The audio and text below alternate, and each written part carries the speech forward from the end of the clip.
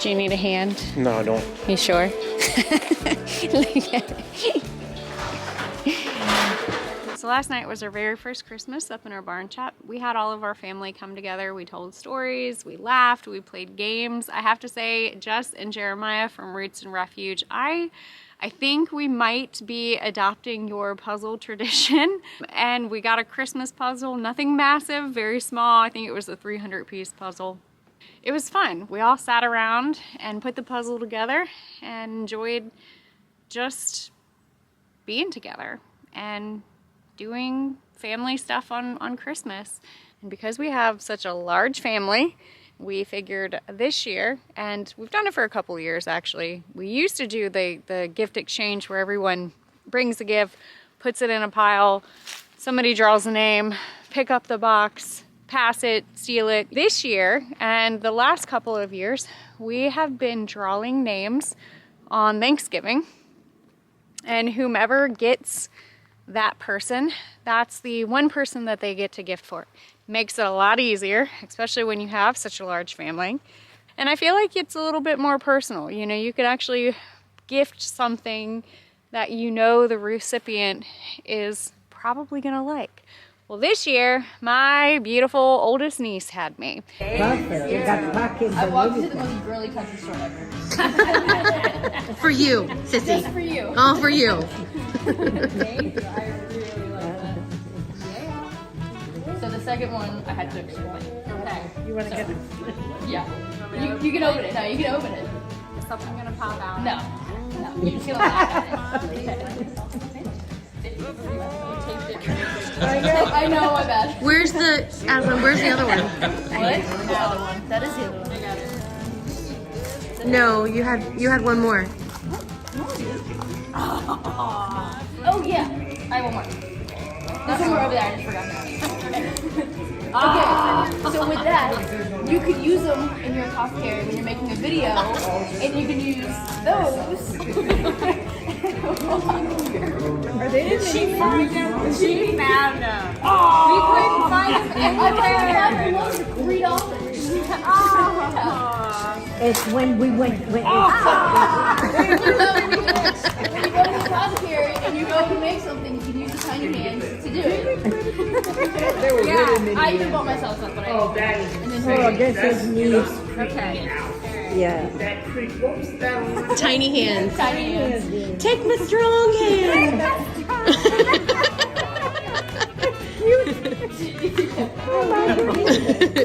No, I never.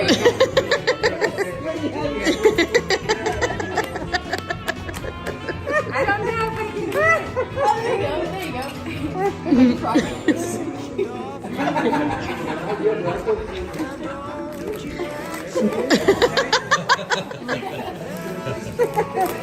Oh my God. I can see her mixing teeth. You are doing an episode. I'll be like, honey, keep her ass. All right, I want to set a tiny hand. So what you do is you go and you say, well, this plant kind of did something to me. Oh, this is so cute. Yeah, you really wrapped those good. I know. My tiny hand couldn't even open it. Let's make sure it like didn't rip apart while I was like carrying it. Oh, the bees. Look at the bees. Oh, that's Oh my God. Look at the Let it bees. be. She loves bees. Give her a hug.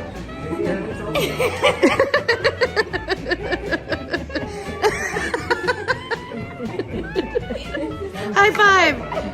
Slap hands. So Aslan, who is officially a goalie for High Point University, challenge accepted.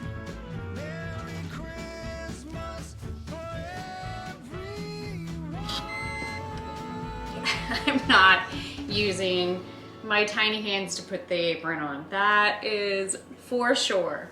But we do have to blend up a tea today. Mainly, I don't know what I did with my hair ties. Mainly because I'm kind of watching what's happening inside my household. And honestly, I wasn't feeling good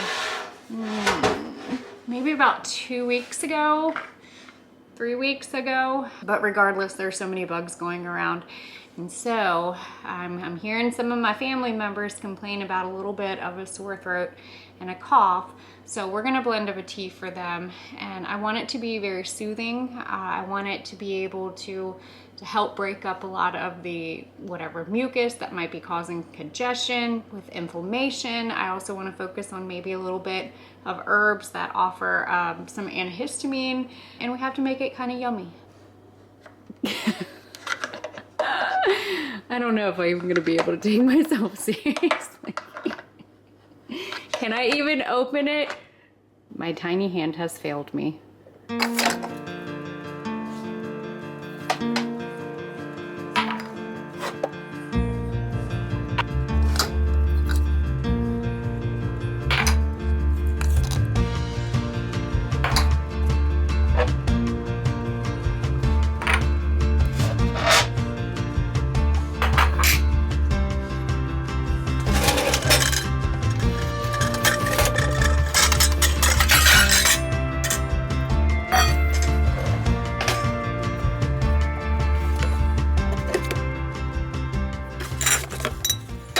So mullein actually works in two different ways when it comes to relieving your respiratory tract. First, it's very soothing because of the mucilage that it offers. It's soothing to your mouth as well as your throat.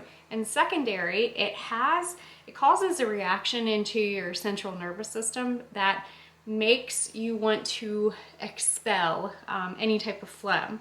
So it's going to kind of bring it up, which will help whatever you have settling inside your chest from settling. So it's considered an expectorant is the action, the term that one would use. But you can describe it as well. Sometimes it's a little easier to explain what it's doing versus textbook terms. I will say that. So we're definitely going to put mullein in there because I'm not 100% sure if we are dealing with just a sore throat or it's going into respiratory. So absolutely, we're going to add some mullein. Next, we're going to add peppermint leaf. Peppermint is also another really good herb, especially when you're dealing with anything of a sore throat nature. The cooling menthol that the peppermint has will help soothe that.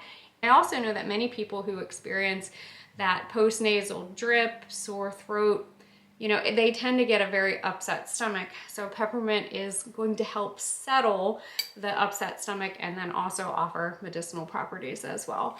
And it tastes good. Then I'm gonna offer some chamomile. I know I put chamomile in the majority of my nighttime teas or when you're just not feeling good. Chamomile is considered a sedative, but it's also considered an anti-inflammatory. So if their body's kind of achy and just not feeling good, we're gonna add some chamomile into this. It's gonna help put them to sleep and also help with just kind of soothing the sore muscles. Plus it tastes absolutely sweet like honey, and it's really good, especially if you have little guys that are not feeling good and they might not like tea. This adds a little bit of a sweetness into it. I also want you guys to do your own research on the herbs that I'm suggesting specifically for the individuals in my household.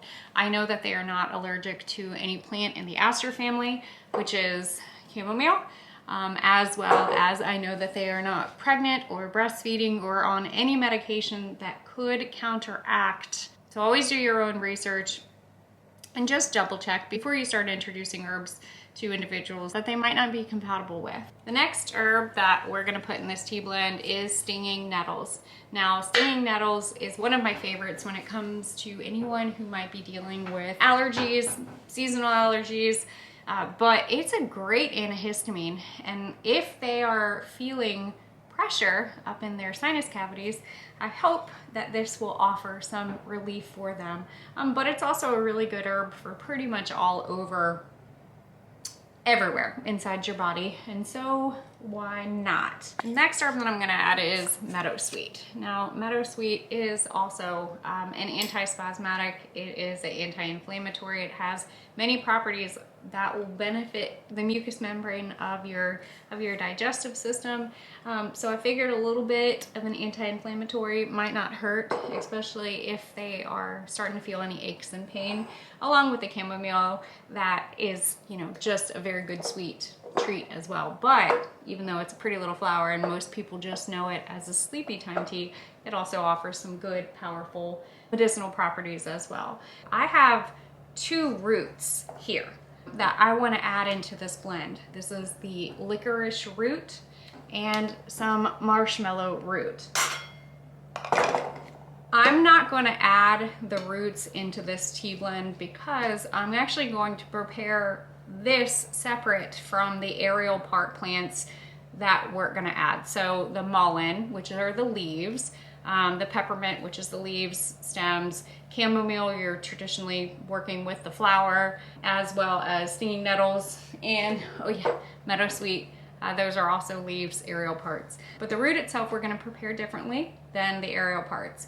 The aerial parts of this tea blend, we're actually going to infuse, which would be a traditional steeping technique in a tea ball. Let it steep in hot water or in your tea kettle for roughly 10 minutes or so. And with a decoction, we're gonna add our plant matter into a pot with water, cook that down. And then what I'm gonna do is when it comes just to taking the liquid, I'm just gonna mix it, add it into it. Just mainly because I want to treat the marshmallow root and the licorice root differently and harness all the goodness that it offers. I'll probably make about a half of a pint worth of the roots, marshmallow root, and the licorice root, and then I'll have close to a quart, if not a quart, of the mullein, peppermint, chamomile, nettles, and meadowsweet. For the marshmallow root, it is really good at creating like a mucilage. Now, I like marshmallow root in cold infusions.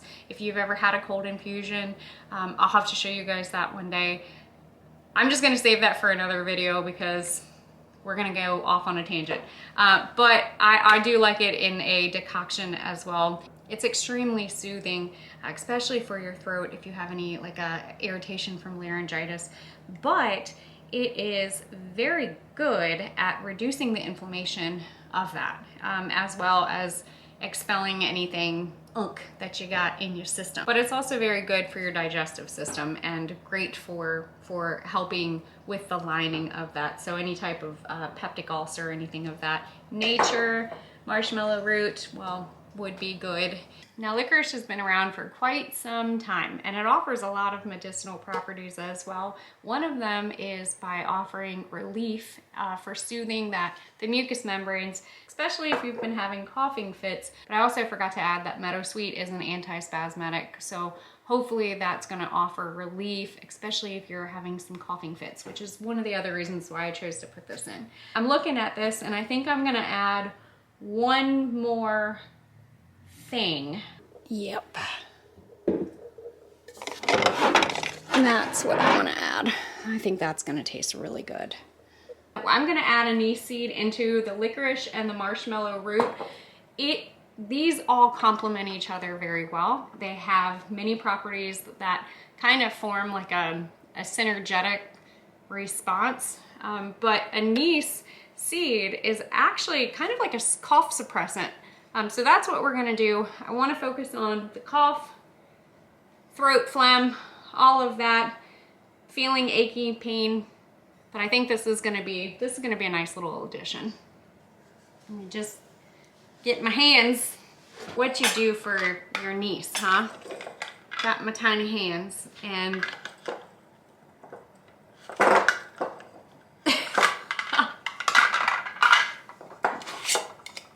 I did wash my hands as well as my tiny hands. All right, I'm gonna start with mullein. I'm gonna go ahead and add a cup of mullein.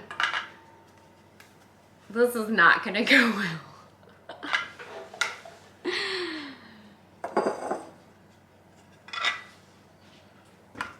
Let me get my camera.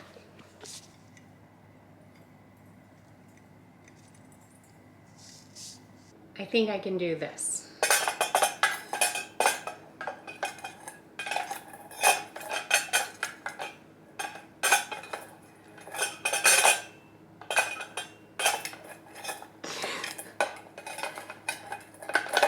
Ooh.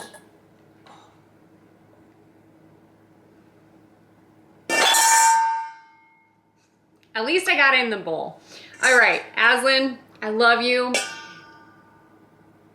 I don't know if I can do this. 1 cup of mullein. Other trick, hold your breath. Whenever you're pouring your mullein, hold your breath, because any of those little hairs, you're gonna breathe them in and they are going to tickle your throat for a very long time. So yeah. When it comes to the peppermint, I think I'm gonna go ahead and just do equal parts. 1 part of mullein and 1 part of peppermint. And I'm probably going to do, honestly, I think I'm gonna do equal parts for all, except, no, I might actually do equal parts for all of the aerial plants. Oh, that smells delicious. We're gonna add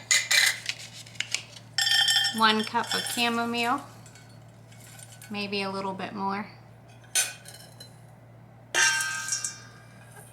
Yeah, that smells really good. I'm gonna do a 1/2 cup of stinging nettles. Even though a little bit, it's not gonna hurt. And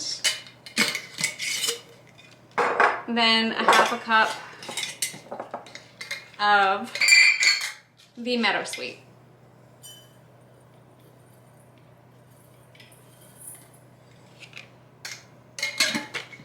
Maybe a little more than a 1/2 cup.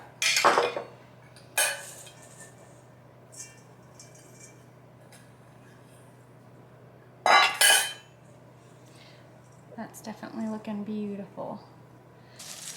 And no, I don't have gloves that will fit my tiny hand. So I'm using my regular hand. This is gonna be nice and fluffy. We might be able to get it to fit in a quart. We will see. It's that mullein. That mullein is so fluffy. If I was able to get this to all fit in 1 quart, this is awesome. We will see.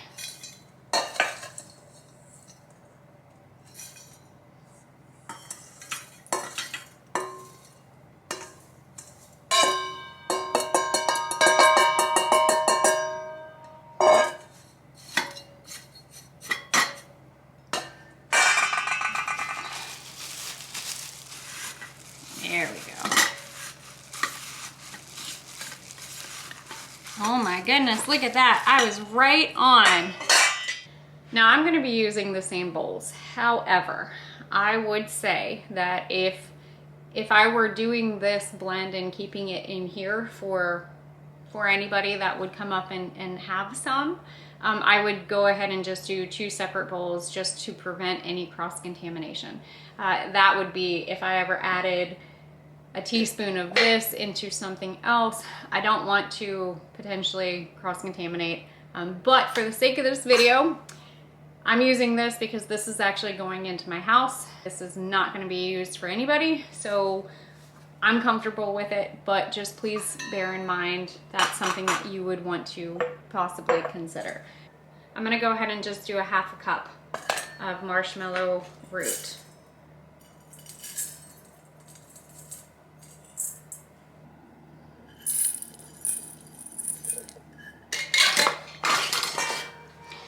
And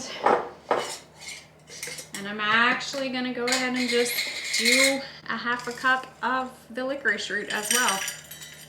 My hopes are we're gonna drink this up pretty quickly. Look how pretty.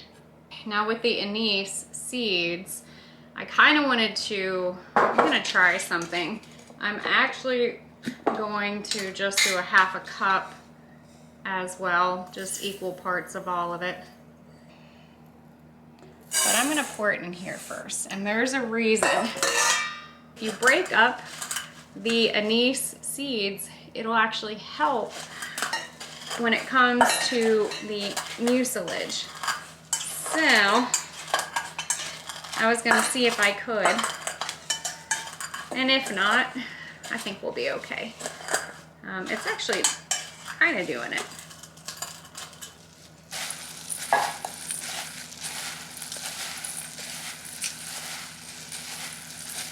Look at that. Very nice.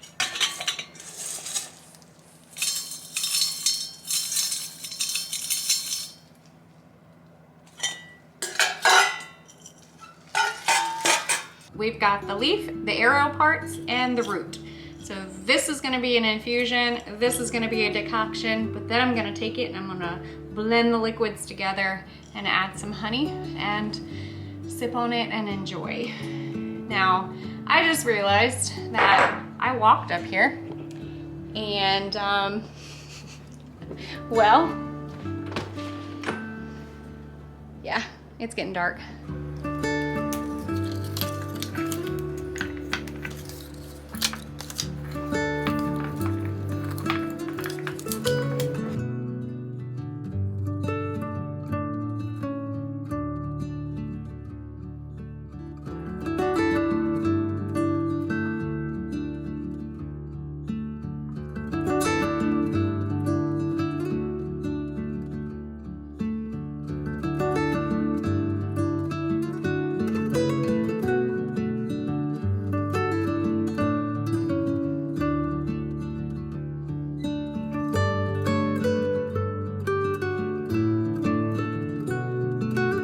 Part one, part two. I'm calling this one deep breath. Now I get to walk back to the house in the pitch black dark, and hopefully I won't have to use my ninja skills with my tiny hands. So, as always, don't be afraid to get your tiny hands dirty and learn something old. Bye guys.